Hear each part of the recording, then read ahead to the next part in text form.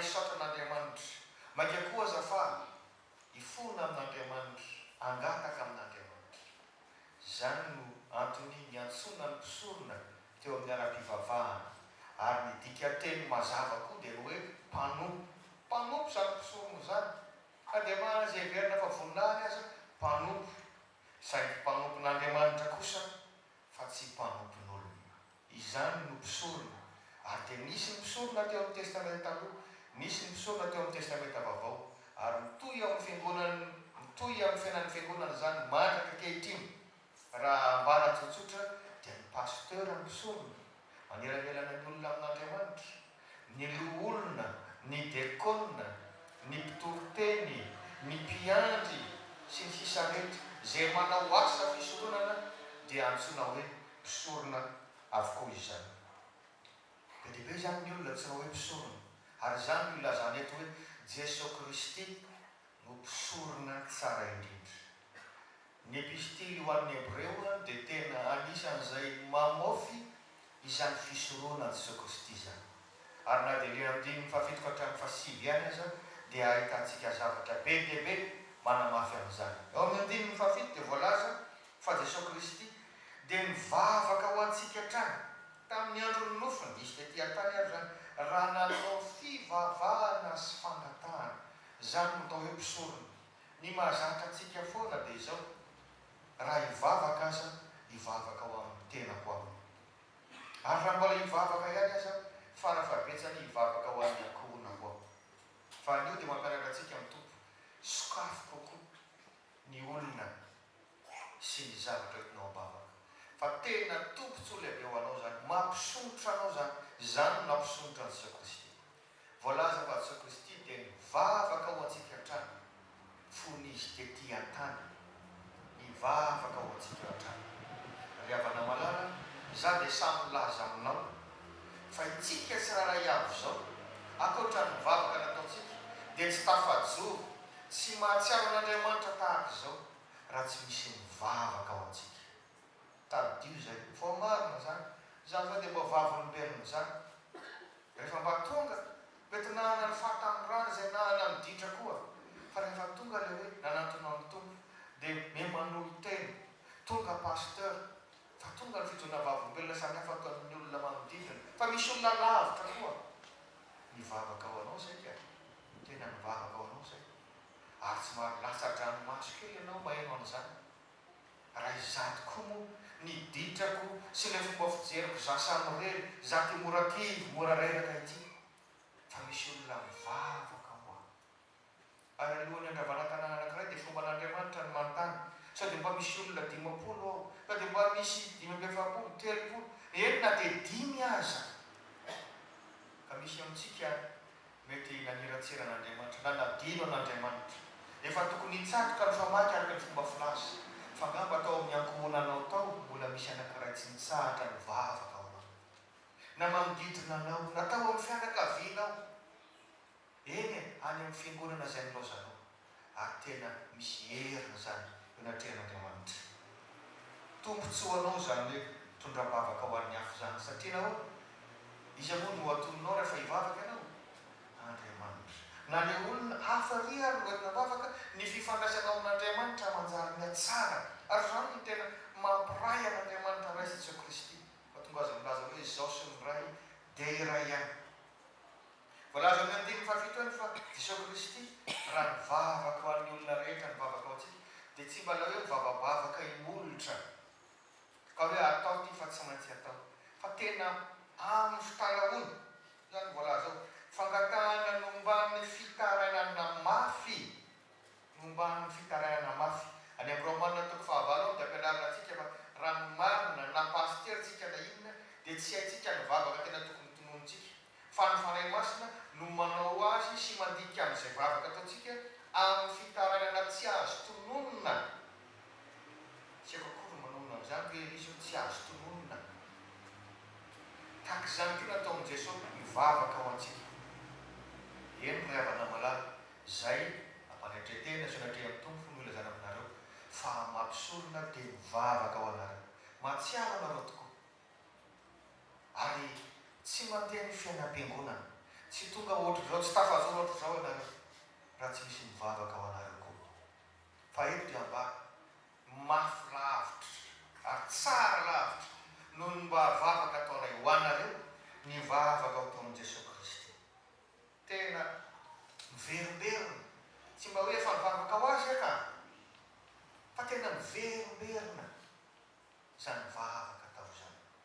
Dia manoho ihany tsika Jesosy Kristy ny tena mpisorona tsara indrindra, satria tsy mba le hoe fombafomba liturgia, fa tena avy any anatiny, tena vokatry ny fomba. Ny fomba ny toerany teny malagasy moa dia milaza mihitsy hoe fihetsem-po, ka voalaza eto hoe hatramin'ny ranomasony aza dia latsaka. Ny andiny fafitoana zany fitanana mafy sy ny ranomaso be. Mampahatsiaro an' Jesosy hiakatra amin'ny Jerosalema alohan'ny akarana dia efa mivavaka ho azy, mivavaka ampo ary mahita fa tsy miomana izy ka latsaka hatramin'ny ranomaso. Zany no ataon'i Jesosy Kristy ho asy ho anao. Ary zany no mahatonga ny jiosy nametraka mihitsy ao Jerosalema ny antsoina hoe rendry ny fitomanina, mur de lamentation. Zany hoe tena ampianarina, zany hoe tena aza ty atao fombafomba fotsiny fa ataovy mivoaka any anatinao any. Na mba mahitsika ny amin'ny televiziona eo ny jiosy no mivavaka, ary tsy hoe mivavaka vetivety fa eo manonona ny mivavaka miaraka amin'ny soratra masina, ary tsy miala eo raha tsy latsaka mihitsy ny ranomaso. Zay no lazana azy hoe ranomaso ny rendry ny fitomanina, tena vavaka ny ranomaso. Ary ilayntsika izany, tsy maninona zany koa tsy milaza hoe tsy vavaka le ataontsika raha tsy mitomanitsika na tsy mahatsiaro voadonany anaty any. Fa raha mba tsy mahatsiaro latsa-dranomaso mihitsy ianao rehefa mivavaka na miderana na misaotra na ny fona na ny mangataka, dia mampieritreritra ihany. Jesosy latsa-dranomaso mivavaka ao antsika. Inona ny manaraka? Voalaza amin'ny andiny fafito ihany, Jesosy mivavaka ao antsika dia voamarina fa enon'Andriamanitra vavaka foana, enon'Andriamanitra vavaka foana. Fiangonana presbyteriana moa tato ato mbola itoy zany dia nomena fifahana hoe prière d'autorité. Tena misy fahefana ny vavaka ataonao. Tsaranao tena miditra ao anatinao Andriamanitra, miaino zany vavaka zany, miaraka manatanteraka aminao ny valiny zany vavaka zany. Verina ihany zay voalaza eo amin'ny andeniny fahafito. Na vonjy azy tamin'ny fahafatesana sady voahaino noho ny fatahorana an'Andriamanitra. Miaino ny vavaka ataon'i Jesosy Kristy Andriamanitra, satria efa tsara ny fifandraisana. Zany koa nombana amintsika indray zany, efa tsara aloha zany fahazana zany mba ho eto am-bavaka fa misy amin'izao. Kanefa ny valim-bavaka kay dia miankina amin'ny fahatsarany fifandraisana. Fa tsy hoe miteny tamin'ny pasteur anao eto am-bavaka amin'izao, ianao nefa tsy manatona an'Andriamanitra, tsy misy fatahorana an'Andriamanitra dia mbola azy. Inona moa ny valy vavaka ivaly io? Na pastera firy any mitenenanao an'izany, fa miankina amin'ny fahatsarana fifandraisana amin'Andriamanitra izany valim-bavaka izany. Zava-dehibe zany hoe oetin'i Jesosy am-bavaka zany, ary manao izany izy hatramin'izao eo an-kavanandray. Izany no nanandraka an'Andriamanitra azy. Ary zay mbola veriko aminao, izy moa tsika ny tsy tia ny tenatsika, izy moa tsika ny tsy mba te hikarakara ny tenatsika, fa ny azonao misondrotra, azonao manana lanja ny fiarahamonina, dia anao mba mierika ao amin'ny hafako. Ary ambarako anao mampivavaka atsika, tena mampisondrotra anao zany hoe ianao mivavaka ho amin'ny hafa. Ary na tsy miteny aza ny vavanao, dia manatsara sahady ny fifandraisanao amin'ilay olona izany, na dia ratsy sy mpanota aza io olona io. Ary zany no nandrakan'Andriamanitra amin'i Jesosy. Voalaza amin'ny andiny fahavalo, izy no lasa loharanom-pamonjena, dia nianatra fanarahana tamin'izany fahorana netiny izy, na dia zanaka azy. Ary izy ilay zanaka tonga famonjena. Amin'ny andiny fahasivy, natao tanteraka izy tonga loharanon' famonjena mandrakizay. Ny mpisorona rehetra tahaka ny tokoa mantsy, na tamin'ny andron'ny testamenta taloha, na tamin'ny andron'ny testamenta vaovao dia izao. Araka nambaraka io manelanelana ny olona amin'Andriamanitra, mitondra ny tenin'Andriamanitra, mitondra ny sitrapon'Andriamanitra, dia mitondra ny etaetan'ny olona, mitondra ny fanatitra izay aterin'ny olona. Dia eo fivavahana jiosy dia ny mpisorona ny mandray izany tahaka ny dekona sy ny lolona manaty ny rakitra eny aminao eny dia manatitra an'izany aty amin'ny alitara masina. Ny mpisorona manao an'izay maka ny fanatitra avy eny amin'ny olona. Fa Jesosy Kristy kosa mpisorona tsara indrindra satria ny tenany mihitsy zany nataony fanatitra izany mba hisolo voninahitsy ianao zay tokony ho faty mandrakizay satria samy nanota. Ny tenany mihitsy no nataony fanatitra. Izany milaza aminao te hanamana isika, te ho tsara fifandraisantsika, te ho mandoditra isika. Akoatsapan'ny olona mihitsy no hoe misy zavatra nafoinao, na fotoana, na hevitra, na fitondranam-bavaka, na mety fanampiana samihafa. Fa tena mametraka anao amin'ny toerany tena mpisorona izany. Mametraka anao amin'ny toerany hoe tokony ho hajaina ianao, tokony hiaraha miasa ianao, mahafinaritra ny miara-miaina aminao. Ary zany dia voalaza amin'ny Hebreo 7:7-8 ny amin'io Jesosy Kristy nanolotra amin'ny tenany fa tsy mba tahaka mpisorona hafa rehetra. Ary mamarana azy ny andininy 7 dia zao misy fanamarana hoe notonon'Andriamanitra hoe mpisorona be araka ny fanaony Melkizedeka i Jesosy Kristy. Iza moa ty Melkizedeka ity? Izy ity dia mpanjaka tao Israely. Ankoatra ny mampanjaka azy ary tsy ny rehetra ny toy izany dia mpisorona koa izy, mpisorona ara-pivavahana tao amin'izany Israely. Tena mahazo, tena tamin'ny fony. Ary dia Andriamanitra mihitsy niantso azy ao Genesis 4:7-9 hoe mpisoron'Andriamanitra avo indrindra, mpisoron'Andriamanitra avo indrindra. Manerina n'izany ny Hebreo 7:1. Ka izany milazana azy hoe mpisorona araka ny fanaony Melkizedeka eto, satria Melkizedeka zany toko raha dika tsotra ny anarany dia hoe mpanjaka ny fahamarinana na mpanjaka ny fiadanana. Zany no dika amin'ny anarany. Nomena azy tokoa zany anarany zany satria tena miady ho amin'ny firenena izy, tena natsara miadana ny vahoaka, ary akoatran'izay tena olombavaka izy dia nitarika ny vahoaka anatona an'Andriamanitra ka manjary misy fahamarinana sy fiadanana ny firenena. Tandindony Jesosy Kristy izany. Fa Jesosy Kristy le ambara hoe andrin'ny fiadanana, mpanjaka ny fahamarinana. Bakeo ny Isaia 7 indrindra avy ny 5 sy 9. Melkizedeka araka izany sady mpanjaka no mpisorona. Tandindony Jesosy Kristy sady mpanjaka no mpisorona. Melkizedeka dia tsy nanam-piovana ny fisoronana izay nataony satria tsy fantatra iza moa mpisorona talohan'ny Melkizedeka ary iza moa ny tao aorinany. Fa tamin'ny andron'ny Abrahama dia mbola izy irery aloha no mpisorona. Ary nataony tamin'ny fony tokoa zany. Tandindony ny fisoronan'i Jesosy Kristy zany, izay tsy nisy ny aloha azy, tsy nolovainy tamin'ny firazana na tsy hoe taranaka levy izy. Ary tsisy andimy ihany koa ny amin'izay vita Jesosy Kristy fa mandrak'izay ny fisoronana. Tahaka ny Melkizedeka rahateo zany. Ry havana malala, ny zava-dehibe ho antsika dia ny mahatsiaro hoe misy mitondram-bavaka isika, misy miady ho antsika.